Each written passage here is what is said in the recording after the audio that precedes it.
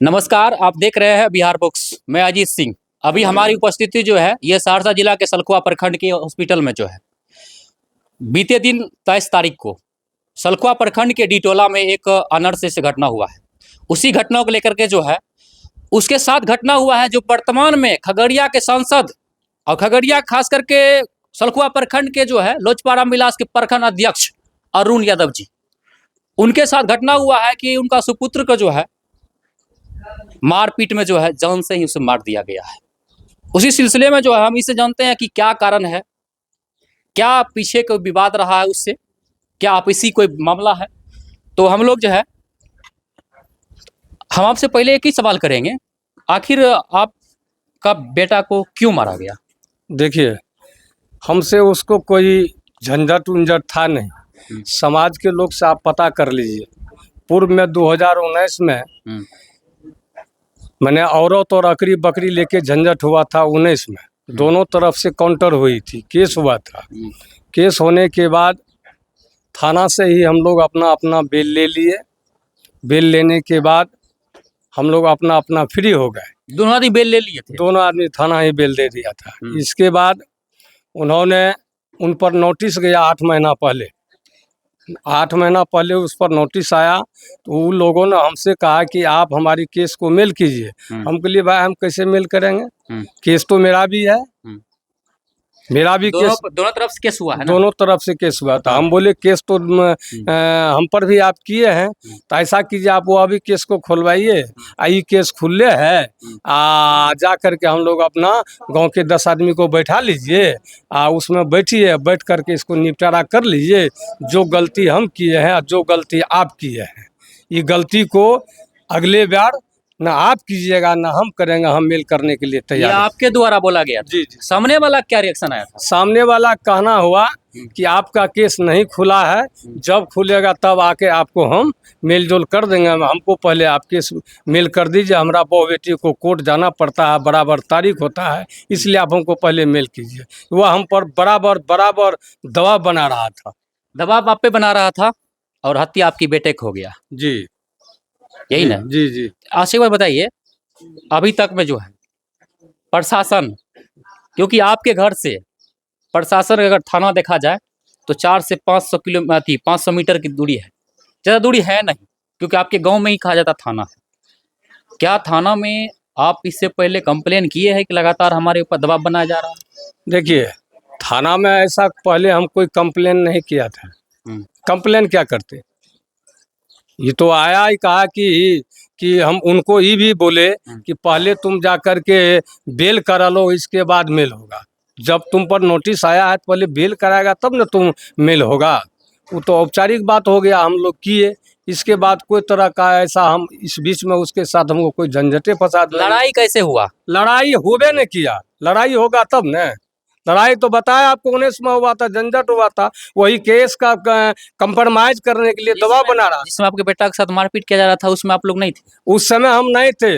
हम 23 तारीख के दिन में राजेश वर्मा खगड़िया सांसद के साथ हमारी बैठक थी सर्किट हाउस खगड़िया। बिल्कुल। इसके बाद हमने जिला अध्यक्ष के साथ हमारी एक संजीव, डॉक्टर संजीव, जो कि बलवाहाट से मोहनपुर पंचायत के थे, वह रोड एक्सीडेंट में मारा गया था। उनके परिजनों को हम लोग को संवेदना देने के लिए जाना था। हम वहीं चले गए। वहीं से जब हम आए सिमरी बख्तियारपुर तो 6:05 में सहरसा से जो समस्तीपुर के लिए गाड़ी खुलती है, वह गाड़ी बहुत लेट हो गई। हमको 7:15 बजे वो घर से फ़ोन आता है किन्हीं ने किन्हीं अदर महिला से कि आपका बेटा को मारते मारते बेहोश होकर के पत्नी को भी मारते मारते मार दिया, आपका बेटा बचने के लायक नहीं है, आप कहाँ हैं। हमने थाना को फ़ोन लगाए, जो थाना का नंबर होता है BSNL नंबर पर फ़ोन लगाए, 50 बार लाइन लगाए। लगते लगते फ़ोन जो है कट जाता था। फ़ोन लगा नहीं, दरोगा का कोई पर्सनल नंबर था ही नहीं। इसके बाद विचलित होकर के हम बेहोश होकर के हम बख्तियारपुर ने किसी आदमी से हमने सहयोग मांगा तो वह हमको हॉस्पिटल के लिए, भैया चलिए कम से कम हॉस्पिटल में मेरा बच्चा को है, वहाँ से हम देखेंगे। तो इसके बाद हम थाना गए। थाना में कृष्णा यादव एक मैंने छोटा दरोगा था, उनको बोले भाई कि मेरा बच्चा आपको कहने आया है तो आप उसको क्या कहे कि मादर चोर भागो, ऐसा आपने क्यों बोला। आपको पुलिस थी, आपको मदद करनी चाहिए कि बच्चे पर गाली देना चाहिए। आप काहे न गाड़ी भेजे, क्यों नहीं पुलिस को भेजे? तो पुलिस चला गया है, हॉस्पिटल में है, जाइए। उसके बाद वहाँ से हम हॉस्पिटल आए तो बच्चा का पैर टूटा हुआ, मस्तक फूटा हुआ, नाक में लाठी देके घिंघरा हुआ, पूरा किया हुआ था। हाथ टूटा हुआ, पैर डांड पर 50 डांग था। रड और लाठी से कम 16, 17, 20 आदमी मिल के मारा है।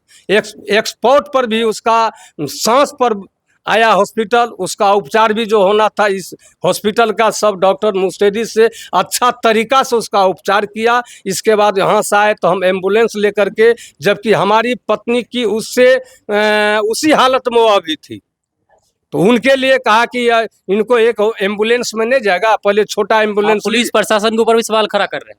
क्यों नहीं खवाल कर रहे हैं?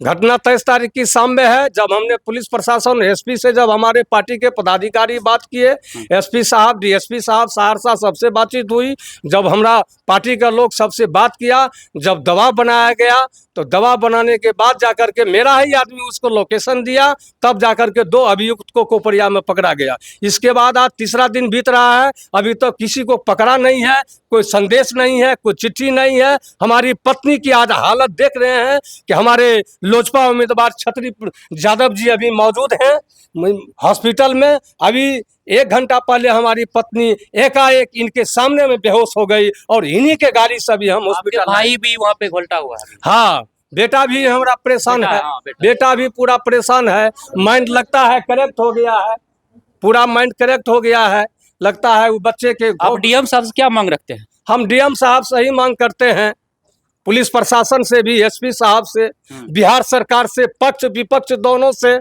कि हमारा बच्चा को ऐसा कहीं बुरी हाल, ऐसा मार कहीं नहीं हुआ। अगर गोली से मार देता तो कोई दिक्कत नहीं था।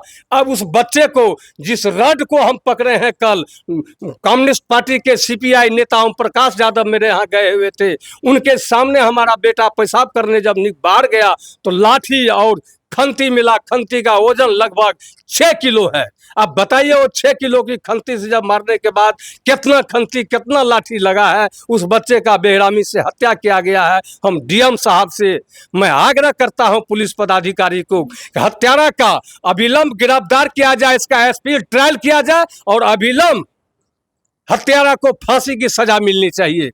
हम और भी बात करते हैं, क्या कहेंगे सर इस हम घटना को लेकर के? ये तो दुखद घटना है। हमारे पार्टी के प्रखंड अध्यक्ष है, इनके लड़का का जो है सो हत्या कर दिया गया। आज हम आए थे इनसे मिलने के लिए। इनके परिवार का तो बहुत बुरा हाल है। सर आप लोग अभी सत्ता में हैं। सत्ता में है तो सत्ता का, यहाँ से सत्ता से क्या लेना देना है? यहाँ का जो थाना प्रभारी है ना, ये नाकाम है, किसी काम का नहीं है। हम लोग एसपी साहब से भी बात किए थे और हम लोग चाहते हैं कि कार्रवाई तुरंत हो, अपराधी को तुरंत पकड़ा जाए और अविलंब थाना प्रभारी को यहाँ से हटवा दिया जाए। क्योंकि अगर थाना प्रभारी चाहता तो सूचना जो मिला था जिस टाइम में, तो वो लड़का बच सकता था।